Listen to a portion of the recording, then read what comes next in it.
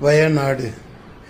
ஜாதி, மதம், இனம், இந்து, முஸ்லிம், கிறிஸ்தவன், சீக்கியன், பௌத்தன், கீழ் சாதி, மேல் சாதி, உயர்ந்தவன், தாழ்ந்தவன்,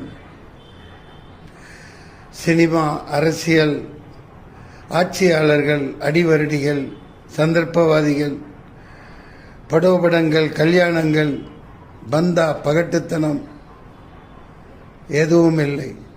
இயற்கை, இயற்கையே யாவும், இயற்கையே யாவும்.